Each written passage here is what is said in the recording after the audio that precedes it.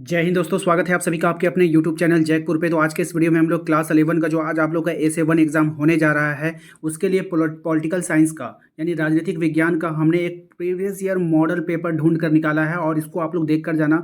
मुझे उम्मीद है यहाँ से बहुत सारे क्वेश्चन आपको एग्जाम में देखने को मिलेगा। आज के इस मॉडल सेट में हम 50 सवाल को देखेंगे, तो फास्ट रिवीजन आप लोगों का करवा देना चाहते हैं क्योंकि आपके पास समय बहुत कम बचा है। तो जल्दी से वीडियो को लाइक कर दीजिए, चैनल पर पहली बार आए तो सब्सक्राइब कर लीजिएगा, घंटी वाले आइकन को प्रेस कर लीजिएगा ताकि आने वाली हर एक वीडियो का नोटिफिकेशन आपके मोबाइल पे चला जाए। तो चलिए शुरू करते हैं। देखिए, सबसे पहला सवाल है आपका, किस दल ने संविधान सभा की बैठक का बहिष्कार कर दिया था? तो कौन से दल ने किया था? तो मुस्लिम लीग ने कर दिया था, याद रखिएगा। किसने किया था? मुस्लिम लीग ने।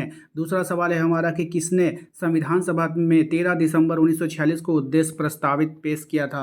तो ये किया था, किसने किया था, ये आपको बतानी है। तो राइट आंसर हो जाएगा आपका option number C, Pandit Jawaharlal Nehru ने किया था। ठीक है, अगला सवाल देखिए क्या है। अगले सवाल में कह रहा है आपसे, न्यायालय ने किस महत्वपूर्ण निर्णय में कहा गया है कि हमारे मौलिक अधिकारों में कोई कटौती नहीं की जा सकती? क्या, कौन से में? तो केशव नंद भारती केस 1973 में, याद रखिएगा। अगला सवाल है हमारा कि भारतीय संविधान में वर्णित इनमें से कौन सा अधिकार मौलिक अधिकार नहीं है? तो भारतीय संविधान में वर्णित इनमें से जो संपत्ति का अधिकार है, इसको मौलिक अधिकार से हटा दिया गया है। ठीक है, याद रखिएगा, बार बार ये क्वेश्चन रिपीट होता है। भारतीय संविधान के किस भाग में चुनाव आयोग की व्यवस्था की गई है? तो भारतीय संविधान के कौन से भाग में? तो ये भाग में, 15वें भाग में ना, याद रखिएगा। अगला सवाल है हमारा कि मतदाताओं के लिए तस्वीर सहित पहचान पत्र को किस वर्ष से अनिवार्य कर दिया गया था? तो ये जो किया गया था 1993 से। किसे राजनीति क्षेत्र में महिला प्रतिनिधि को उचित माना है?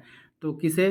तो राइट आंसर हो जाएगा JS मिल को। ठीक है, अगला सवाल है हमारा, राज्य के शासन में, याद रखिएगा, राज्य के शासन में केंद्र का प्रतिनिधि किसे कहा गया है? तो राज्य के शासन में केंद्र का प्रतिनिधि राज्यपाल होता है। जो राज्यपाल होता है वो केंद्र का प्रतिनिधि करता है। नेक्स्ट है आपका, कितने एंग्लो इंडियन सदस्यों को राष्ट्रपति लोकसभा में उचित प्रतिनिधित्व देने के लिए मनोनीत करता है? राइट आंसर हो जाएगा ऑप्शन बी, 2। लोकसभा में बहुमत वाले दल के नेता कौन होता है? तो लोकसभा में बहुमत वाले दल का नेता प्रधानमंत्री होता है। कौन होता है? प्रधानमंत्री होता है। कोई मंत्री जो सांसद या विधायक नहीं है उसे कितने समय में सांसद या विधायक होना अनिवार्य है? तो वो हो जाएगा आपका 6 माह में। अगला सवाल है, राज्यसभा को धन विधेयक पास करने के लिए कितना समय दिया गया है? तो इसको जो समय दिया जाता है, ये 14 दिन का समय दिया जाता है। नेक्स्ट है आपका, किसी राज्य में विधानसभा में अधिकतम कितने सदस्य हो सकते हैं? तो किसी राज्य में विधानसभा में जो अधिकतम सदस्य होगा वो 500 हो जाएगा। ठीक है, इनमें से कौन भारतीय संसद के अंग नहीं है? कौन नहीं है ये आपको बतानी है। राइट आंसर हो जाएगा आपका प्रधानमंत्री। बाकी राष्ट्रपति, लोकसभा और राज्यसभा ये होता है। ठीक है, अगला सवाल है हमारा कि किसी विधायक दल के नेता सदस्य एक साथ अपनी पार्टी छोड़कर किसी अन्य पार्टी में शामिल होते हैं तो उन्हें दल बदलू नहीं माना जाएगा। तो कितने सदस्य जो शामिल होंगे? तो 2/3 सदस्य जो अगर शामिल होंगे तो उन्हें दल बदलू नहीं माना जाएगा। सर्वोच्च न्यायालय के न्यायाधीशों की अवकाश आयु बढ़ाने का अधिकार किसको है? तो राइट आंसर हो जाएगा इसका ऑप्शन डी, संसद को है। उच्च न्यायालयों के न्यायाधीशों की अवकाश आयु कितनी होती है? तो इसका राइट आंसर हो जाएगा आपका ऑप्शन बी, 62 वर्ष हो जाएगा, यानी रिटायरमेंट जो लेते हैं वो लोग। भारत के सर्वोच्च न्यायालय में न्यायाधीशों की नियुक्ति कौन करता है? तो भारत के सर्वोच्च न्यायालय में जो करेगा वो राष्ट्रपति करेगा। ठीक है, याद रखिएगा। अगला सवाल है हमारा कि भारत में चुनाव आयोग को किस सूची में रखा गया है? तो भारत के चुनाव आयोग को जो रखा गया है वो संघ सूची में रखा गया है। नेक्स्ट है आपका, केंद्र व राज्यों के बीच शक्तियों के वितरण को किस अनुसूची में रखा गया है? तो इसको जो रखा गया है वो ऑप्शन बी, 7वीं अनुसूची में रखा गया है। यदि किसी राज्य की जनसंख्या 20 लाख से कम है तो उस राज्य में पंचायती राज्य की व्यवस्था होगी। कैसी व्यवस्था होगी ये बतानी है, तो द्विस्तरीय व्यवस्था होगी। भारत के किस राज्य में सर्वप्रथम पंचायती राज्य की स्थापना हुई है? तो भारत के राजस्थान राज्य में सर्वप्रथम पंचायती राज्य की व्यवस्था हुई है। भारतीय संविधान का मूल दर्शन क्या है? तो भारतीय संविधान का जो मूल दर्शन है लोकतांत्रिक समाजवाद है। नेक्स्ट है आपका, संविधान की सजीवता के लिए इनमें से कौन महत्वपूर्ण नहीं है? तो कौन नहीं है? तो राजनीतिक पार्टी के कार्यक्रम। नेक्स्ट है आपका, भारतीय संविधान के किस अनुच्छेद में संशोधन की प्रक्रिया का वर्णन है, यानी कि संविधान को संशोधन किया जा सकता है? तो अनुच्छेद 368 में। ये इंपॉर्टेंट सवाल रहेगा आपके एग्जाम के लिए। नेक्स्ट है आपका, किसे नई राजनीति का पिता कहा गया? तो किसे नई राजनीति का पिता कहा गया? तो मैकियावेली को। पॉलिटिक्स नाम पुस्तक को लेखक कौन है? तो इसका जो लेखक हो जाएगा वो हो जाएगा अरस्तू। ये भी इंपॉर्टेंट है आपके एग्जाम के लिए। व्यवहारवादी क्रांति का जन्म कब हुआ था? तो व्यवहारवादी क्रांति का जन्म हुआ है 1945 में। वोट देने का संबंध किस स्वतंत्रता से है? तो वोट देने का संबंध राजनीतिक स्वतंत्रता से है। नेक्स्ट है आपका, ऐसी समाज की कल्पना किसने नहीं की जिसमें ना वर्ग हो ना राज्य हो? तो राइट आंसर हो जाएगा इसका फांसीवादी। किसने फ्रीडम फ्रॉम फियर, भय से मुक्ति नामक पुस्तक लिखा था? तो ये लिखा था आपका आंग सान सू ने।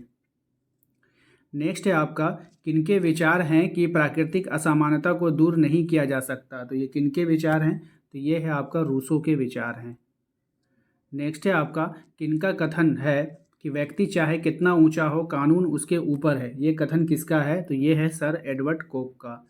प्लेटो ने अपनी किस पुस्तक में न्याय संबंधी अवधारणा की व्याख्या किया था? तो ये किया था आपका द रिपब्लिक में। किस सिद्धांत के अनुसार वर्ग विहीन समाज ही न्याय उपलब्ध हो सकता है राइट आंसर हो जाएगा मार्क्सवादी। अधिकारों की सुरक्षा के लिए कौन सा तत्व सर्वाधिक महत्वपूर्ण है? तो राइट आंसर होगा इसका ऑप्शन नंबर डी, स्वतंत्र न्यायपालिका। नेक्स्ट है आपका, किसने कहा कि किसी राज्य की पहचान वहाँ के अधिकारों की व्यवस्था से की जा सकती है? तो ये बात किसने कहा था? तो लॉस्की ने कहा था।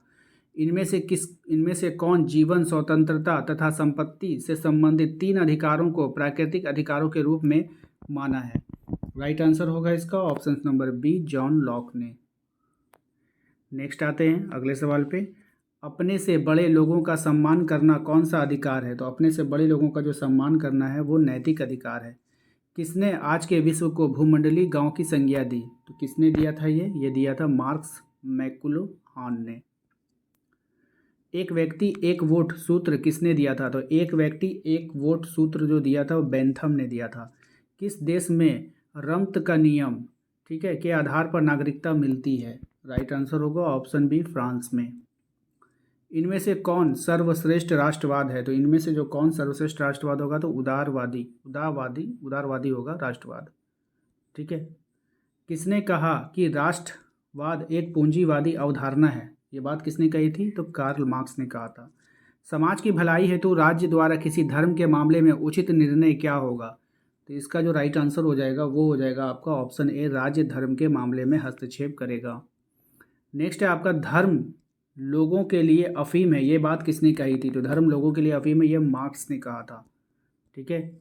नेक्स्ट है आपका, किस आधार पर भारत एक धर्मनिरपेक्ष राज्य है? तो कौन से आधार पर है? तो ये है, भारत में धर्म के आधार पर भेदभाव नहीं किया जाता है, इस आधार पे। किस देश के संविधान को शांति संविधान कहते हैं? तो कौन से देश के संविधान को कहते हैं? तो जापान। इनमें से कौन शांति का उपदेशक है? तो कौन यहाँ पर शांति का उपदेशक है? तो महात्मा गांधी। अगला और लास्ट सवाल है आपका कि सबसे पहले किसने राजनीतिक विकास के सिद्धांत का प्रतिपादन किया था? राइट आंसर हो जाएगा लुशियन डब्ल्यू पाई ने। आशा करते हैं आप लोगों को आज का ये वीडियो पसंद आया होगा। वीडियो अच्छा लगा है तो प्लीज़ वीडियो को लाइक करके चैनल को सब्सक्राइब कर लीजिएगा। और एक वीडियो देखने से काम नहीं चलेगा, ये तो लास्ट में आप लोगों का रिवीजन हो रहा है, लास्ट में तो रिवीजन ही कराया जाता है। तो आप लोग प्लेलिस्ट पर जा करके आप अपने सभी वीडियोज़ को देखिए, तभी आपका वहाँ पर एग्ज़ाम अच्छा से हो पाएगा। केवल एक वीडियो देख लेने से ऐसा नहीं है कि आप एक वीडियो देख करके सारा का आंसर कर पाओगे, ठीक है। तो वैसे भी आज के इस वीडियो में मैंने 50 टॉप सवाल करवा दिए हैं। बेस्ट ऑफ लक सभी को, थैंक यू।